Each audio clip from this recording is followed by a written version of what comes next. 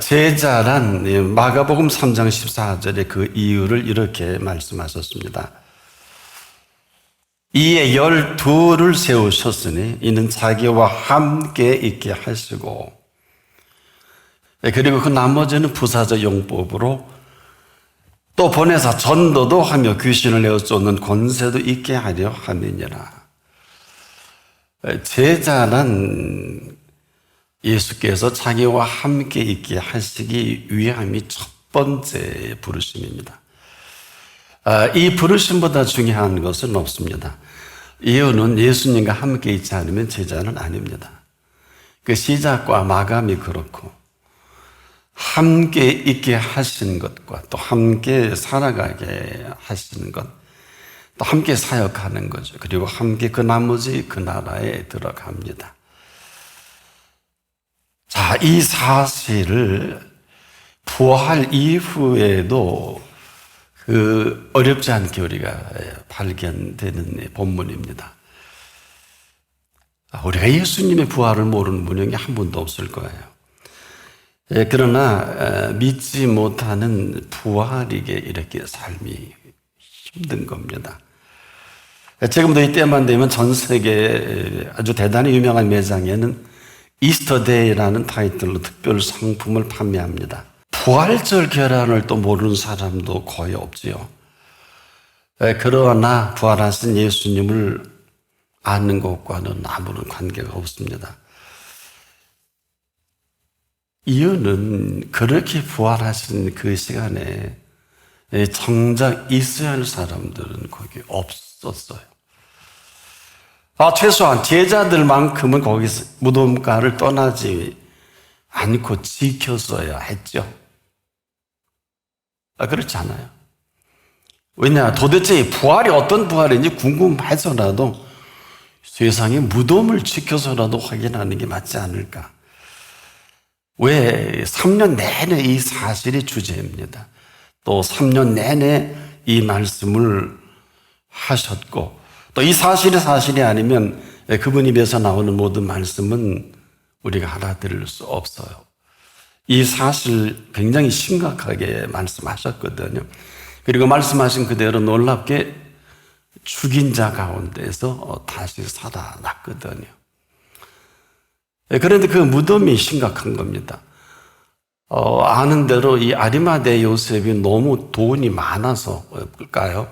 굉장히 화려한 돌무덤인데 그래서 그 무덤에 엄청 어마어마한 돌을 막아놨는데 이 돌이 굴려져 있고 세계 최고의 용병인 로마 두 병정은 사라지고 도망갔어요. 겁나서. 자, 우리도 말이에요. 지금도 마찬가지입니다. 지금까지 우리를 지키고 있던 사람들, 지켜주던 사람들 어느 때가 되면 다 사라집니다. 다 무서워서 도망갑니다.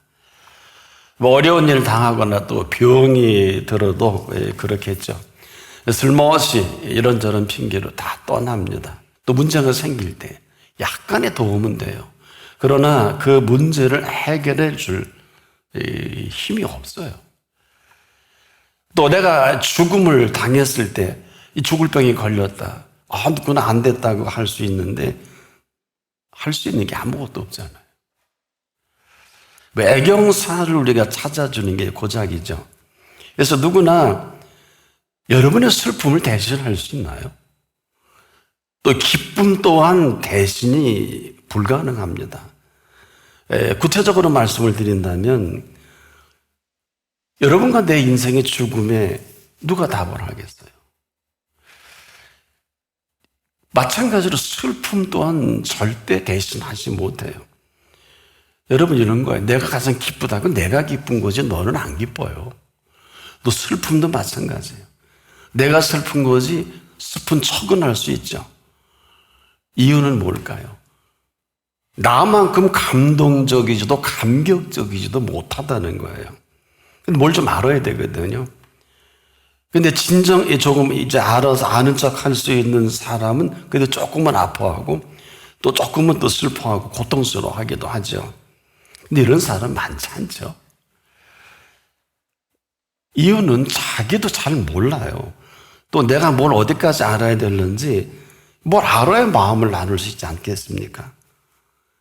이것은 지금도 심각합니다. 해 아래 정말 나를 누가 가장 잘 알 수 있을까요? 그나마 잘 알 수 있다는 것은 가장 가까이에 있는 분이실 겁니다. 근데 그 정도죠. 근데 정말 그래도 나를 잘 아시는 분은 나를 길러주신 유일한 부모님 외에는 없죠. 이게 다인데 그럴까요? 정작 저나 여러분을 가장 잘 아는 분이 누굴까요? 이 얘기만큼 심각한 얘기는 없습니다. 나를 지으신 분입니다. 나를 이 땅에 내신 분이시죠? 이분은 내 생의 마지막을 반드시 책임질 분이 이분밖에 없어요. 그래서 우리가 두 가지를 못하죠. 이 땅에 오는 걸 함부로 올 수 없고 가는 걸 또 우리 함부로 갈 수 없지요. 그래서 우리가 이 앞에 나온 거 아닐까요? 근데 살면서 하루에 2만 번 호흡하게 하시는 분을 고마워하는 사람 저는 많이 발견 못했어요. 어쩜 이걸 모르면 지금도 끊어질지 몰라요. 하루 우리 심장은 10만 번 이상을 움직이거든요. 이거 끝나면 끝나는 거예요. 뭐 심근에 경색이 생겼다 뭐 말할 것도 없죠. 이 얘기는 무슨 얘기입니까? 이러한 분을 여겨드리는 사람이 많지 못하는 것 같다는 이 얘기입니다. 사실은요, 해 아래 인생만큼 정교하게 그리고 오묘하게 신비롭게 지은 인생은 없습니다. 모든 피조세계는요, 이 몸 하나 때문에 필요한 거예요.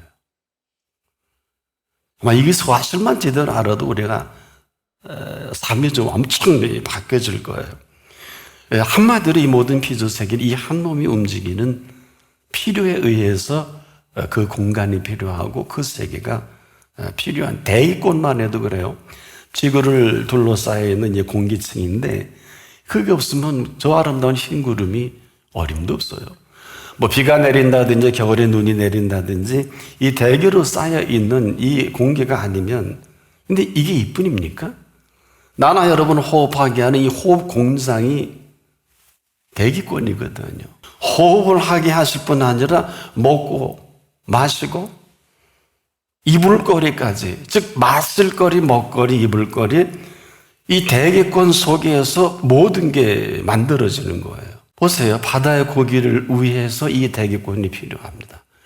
여러분이 아마 가끔 바닷가를 가보면 고기들이 이렇게 막 튀어 올라오는 걸 볼 수 있을 것입니다. 뭐 여러 가지 이유가 있겠습니다만은 이 바다의 공기의 모든 산소의 원활한 공급이 아니면 다 죽습니다. 온도의 관계도 있지만 또 공중에 새를 키우시는데 그뿐이겠습니까? 땅에 움직이는 모든 생물들을 움직이는 필요한 공간을 그리고 필요한 그대로 숨 쉬잖아요. 먹거리는 가물면 탄자니아 세계 국립공원이 완전히 지금 말라 비틀어 죽은 경우가 뉴스 보니까 나와요. 이런 것들은 지금 대기권 안에서 이루어지고 이 생물들을 키우시고 먹이시는 그걸 어떻게 생각하세요? 좀 물어보고 싶어요. 이 공간과 이 세계라는 것은 이 정도가 아니에요. 왜 생육하고 번성하라고 그랬을까요? 왜 땅에 충만하다고 그랬을까요? 왜 이 모든 세계를 땅에 움직이는 것까지 공중에서 바다에 왜 다스리라고 하셨을까요? 여기에 비밀이 있지 않겠습니까? 여러분 태양계를 공부해 보면 태양계 혼자 움직여집니까? 이 우주 은하계 공간이 이 태양계를 떠받쳐 주지 않으면 꼭 우주인이 돼야 않을 필요 있는 건 아니에요. 그래서 우리가 모르면 다 모른다. 한마디로 이걸 모르고 살아가는 사람처럼 불행한 사람이 어디 있어요? 요만큼만 노력하면 다 알게 돼 있어요. 소설하시게 놀랄 만큼 이런 거야? 만일에 이런 감격과 감동과 이 팩트가 아니면 이렇게 운행하는 모든 것이 아니면 지금 그분이 움직이실 때 그것만 움직일까요? 저나 여러분을 그 손길로 움직여내시는 이걸 모르는 저는 불행이 어디 있어요? 아마 이런 분은 이 땅을 밟고 살아갈 그 혜택을 누릴 수 있는 자격을 박탈하실지도 몰라요. 우리가 어디서 와서 어디로 가는지 이거를 모르면 모르는 거죠. 그런 사람이 호흡할 수 있을까요? 급한 그런 분이 심장이 움직여서 운동선수가 되고 공부를 하고 일을 하고, 호흡이 뭐예요? 이 목에 붙어 있는 호흡이란 목숨인데 이건 호흡과 아주 직관되는 거 아닙니까? 여러분은 이 얘기를 지금 어떻게 듣고 계십니까? 이거를 정확히 아는 행복만큼 행복한 사람은 없어요. 정확히 알아서 행복한 게 아니라 지금도 이렇게 움직이는 분의 손길로 살아가는 행복을 말합니다. 이거를 성경은 복 있는 사람이라 그래요. 그래서 이 복 있는 사람은 지금도 악인의 길을 좇을 필요를 못 느껴요. 죄인의 길에 설 필요가 없고요. 쓸데없이 바쁠 필요도 없고요. 오만한 자리에 앉을 필요가 없다는 것은 한마디로 그 자리가 탐나지 않아요. 아주 그 이유가 명확한 겁니다. 이유를 내드릴까요? 오직 그 여호와의 말씀만큼 감동적이지를 못한 거예요. 여러분, 우리가 지금도 우리에게 허락하신 것 살피기도 부족한데 그 외의 것에 관심을 갖는다 안 갖는다, 우스운 얘기죠. 마음조차도 빼앗길 수 없는 것은 그 좋은 마음을 늘 확인해 주기 때문에 이걸 간직하기도 버겁거든요. 근데 무슨 다른 걸 마음 쏟아서 할 필요가 뭐 필요가 있겠습니까? 그 좋은 분의 그 좋은 것을 누리기에도 이제 버거울 정도예요. 그런 여러 생각해요. 다른 것에 관심 쏟겠습니까? 이게 전부예요, 그냥. 이래야 되는 게 아니에요. 믿어야 되고, 어쩌고. 그게 아니라, 더 좋은 분이 더 좋고 귀한 것을 늘 공급하는 이것도 보고 맛보고 살아가기도 버거운데, 그 외의 것에 관심조차 가질 수 있을 필요가 있을까? 삶이 축제요. 이 삶이 복인 사람이 움직일 때 성경은 이렇게 기록합니다. 들어와도 복을 받고 나아가도 복을 받고. 그래야 그래요. 이게 복덩어리 아니에요. 그래서 이 사람은 이리 봐도 고맙고 저리 봐도 고맙고, 그 다음에 뭐예요? 어하둥둥 내 사랑아. 다른 사람 못 불러도 돼요. 본인만 부르면 되는 거 아니에요? 왜 그럴까? 내일이면 볼 수 없습니다. 며칠 전 어느 분께서 눈이 시리도록 아름다운 골짜기를 한번 소개해서 가봤는데 웬걸 그 다음날 비가 내리는 거예요. 이런 거예요. 볼 때 보지 못하면 다 떨어집니다. 들어야 할 때 듣지 못하면 더는 들을 수는 없어요. 할 수 있을 때 우리가 하지 못하면 그냥 하지 못하는 것을 말합니다. 인생이라는 것은 지금 이후로 누구에게나 다 이례적이에요. 명심하십시오. 이걸 아는 사람이 얼마나 될까요? 내일은 없어요. 오늘 밤 돌아가실 텐데 모든 일은 한 번 지나면 다시는 오지 않습니다. 오늘은 어제가 아니에요. 내일도 아닙니다. 오늘은 다시 올 수 없는 오늘입니다. 잊지 마십시오. 지금 핀 꽃은 다시 피지 않습니다. 새 꽃이 필 뿐입니다. 지금 이 시간도 마찬가지거든요. 다시는 오지 않아, 이 시간이. 심각해야 되는 게 아니에요. 다시는 이 시간 오지 않습니다. 이걸 절감한 한 사람을 소개합니다. 오늘 본문에 있는 막달라 마리아입니다. 이 여인 다시 못 볼 것 같아서 그 시신이라도 보고 싶은 마음뿐입니다. 그래서 이 생명을 담보로 제자들을 왜 문고로 잠갔을까요? 그들 똑같이 십자가에 죽여버릴까 봐. 다 숨은 거예요. 우리도 아마 거의 마찬가지일 거예요. 근데 이 여인 생명을 담보로 그 무덤을 찾습니다. 로마 병장에 당연히 지켰으리라 생각해. 웬걸? 큰 돌은 걸려져 있고 로마 병정은 도망가 버린 거 아닐까요? 그러니 들여다볼 수밖에 없겠죠. 근데요, 가기 전까지 죽일 줄도 모르고 죽을 줄도 몰라요. 그렇지 않습니까? 이걸 생명을 담보로 하지 않으면 어떻게 거기를 가요? 아무나 못 가요. 이런 위험부담을 안고 이 여인 그 무덤을 갔는데 웬걸요? 이 사실을 또 너무 신나 제자들에게 알려줬는데 베드로와 또 제자가 보고 나서 그들은 얼른 가버려요. 도망간 거 아니에요. 근데 이 여자 못 떠나요. 그리고 울며 내 주의 시신을 찾는 것입니다. 또 들여다보니까 세마포가 개에 있고 또 한쪽에 머리 싼 수건이 있는 거예요. 이 여인 미쳤지. 얼마나 무덤이 대단한지. 이 여인이 거기 들어가서 고걸합니다. 그런데 놀라운 사실은요, 두 천사가 나타나요. 이렇게 물어요. 여자 어찌해서 우느냐? 요한복음 20장 13절입니다. 근데 그 다음에 이걸 예수님이 보낸 천사입니다. 그 다음에 뒤에 서서 그 여인이 뒤에 서서 울음을 안 그치니까 여자여 어찌하여 울며 누구를 찾느냐?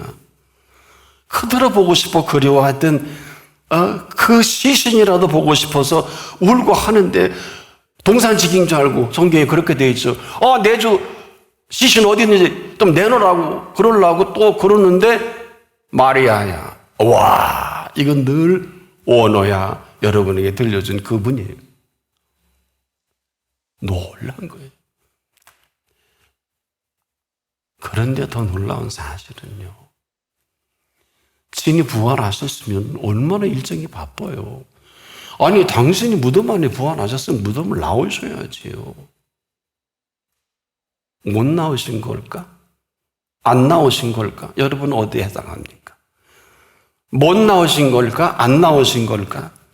왜 부활하신 3년 내내 66권 중에 39권의 구약이 이 부활을 예언을 했는데 왜 부활하고 다른 데 안 가시고 무덤 안에 계시냐고 말이에요. 왜 그럴까요? 이게 삶의 디테일입니다. 이 여인이 떠나지 못하고 그 시신을 찾는 여인, 막달라 마리아, 뭐 출신 성분이나 위상이나 뭐가 그리 대단합니까? 왜 시신을 다시 살아난 무덤 안을 떠나지 못하셨을까 하는 거예요.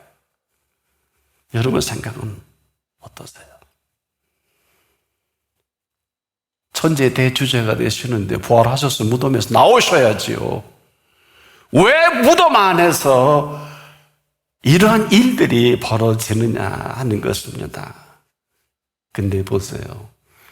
놀라운 충격적인 일이 벌어집니다. 그녀에게 예수님이 이렇게 말합니다. 내가 내 아버지 곧 너의 아버지, 내 하나님 곧 너의 하나님께로 올라간다고 제자들에게 꼭 일러주거라. 와! 인류에게 이처럼 위대한 메시지가 있을까요? 아무도 생명을 담보로 그분을 기다리는 사람이 없는 그녀가 되어버린 것입니다. 어쩌면 좋아요. 뭘 한다고? 트레이닝하면 뭐해? 성경을 전체를 암기하면 뭐하노? 내가 바리새인이요, 내가 대제사장이요, 서기관이요, 내가 구약의 39권을 완성했다면 무슨 의미가 있냐 그 말이에요. 주인이 왔는데 죽인 자 가운데서 다시 살아나시니 부활의 생명의 오묘함과 신비를 무덤 속을 떠나지 못하고 그녀에게 그대로 나눈 시간입니다. 근데 이런 거예요. 부활한 생명은 문을 잠거든 무엇을 하든 이 신령한 몸은 시간과 공간에 아무런 장애가 없이 이 땅에 40일 동안 움직이신 거고, 그리고 우리에게 지금도 이 엄청난 이 비밀을, 그 실체와 사실들을, 심지어 약속하신 보혜사를 통해서 지금 이 시간 우리와 오늘 여기 함께 계신 거예요. 그런 그 시간이 지금 이 시간이요. 그런 그 장소가 바로 이곳입니다. 왜? 그 삶을 전체를 저와 여러분의 선물로 주시기 위해서 우리를 불러주신 이 자리. 아마 여러분이 이 자리 사실로 오늘 하루를 살다가 인생을 마감해도 여한이 없는 시간입니다. 왜? 그 다음은 천국이니까. 아니면 아니지요. 가장 천박한 여인 중에 하나인 막달라 마리아가 인류 최초로 부활하신 예수 그리스도의 첫 음성을 듣게 된 여인 아닙니까? 그것도 예수 그리스도 아니십니까?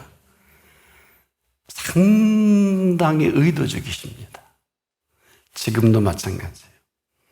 여러분에게 의도적이신 분은 지금 어마어마하게 고통스러울 겁니다. 언제 잘릴지 모르고 언제 쓰러질지 모르고. 그런데 그분 앞에 있는 사람은 이 모든 것을 주도하시는 분을 만납니다.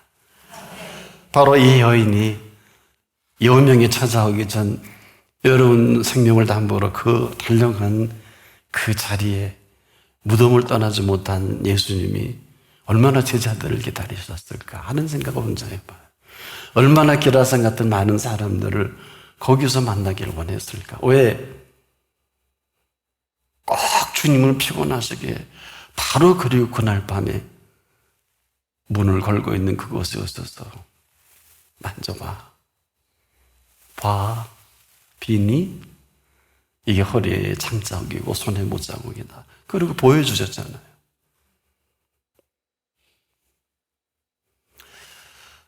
우리가 지금도 참 슬프고 속이 상하는 것은 아닌 것을 게임을 합니다. 정말 별 볼 일 없는 일에 대단한 것처럼 그분 앞에 폼을 잡는 사람들이 너무 많지 않습니까? 어차피 생명은요, 생명으로 얻어지는 생명입니다. 근데 그 생명을 담보로 찾아간 그 자리가 어딜까요? 바로 그 자리여야만 천사를 동원하셔서라도 울음이 여자애 어찌 울으냐 물어줄 수 있고요. 그것도 아니라면 그 뒤에 서서라도 무덤 안에서라도 여러분의 무덤은 어딜까? 어디세요? 이런 거예요. 무덤 안에 들려준 그 음성은 무덤 안에서 되어진 일이 아니라 거기서 있어질 수밖에 없는 그분의 디테일이에요. 인류에게 가장 위대한 메시지를 들려주실 수밖에 없는 무덤 안에서의 디테일은 이런 거예요. 예수님의 아버지가 대신 그 아버지가 거기서부터 우리의 아버지가 되고요. 예수님이 하나님께서 이제 그 이후로 우리의 하나님이신 그 뉴스타트입니다. 우리 그분의 이 디테일한 이 무덤 안에서 되어진 이 모든 일은 거기서 그 여인에게 경험한 그녀는 빨리 가 제자들에게 이걸 전하라 할 때 뭐 여러분은 그녀가 돼서 안 돼서 모르겠지만 아마 와 그랬을 거예요. 왜 이걸 나한테 어마어마한 메시지를 근데 전하라고 하니까 너무 신나고 좋아서 아마 제자들을 왔지만은 그 겁나서 떠는 그걸 보고 와 이게 사랑 안에 두려움이었고 언제는 사랑은 두려움을 내어쫓는 거구나 하고 그냥 은혜가 됐을 거예요. 아 두려우면 형벌 뿐이구나 그런 거 아닐까요? 해 아래 나나 여러분의 생명만큼 디테일한 생명은 없어요. 누가 관리했으면 좋을 것 같아요. 이보시오. 우주보다 더 정교하게 지어놓으신 생명입니다. 그분의 마음 씀씀이로 우리를 케어하지 않으면 저나 여러분이나 그냥 행복을 불행이라고 그러고요. 불행을 행복이라고 살 수밖에 없는 인생들입니다. 오늘 이러한 삶의 디테일을 만나서 하루를 살아도 천년을 살아 맛보지 못한 세계를 맛보시고 보시고 들으시고 그 생각에 가득 채워놓으셔서 하루를 살더라도 후회 없는 생애 시작되길 바랍니다. 기도합니다.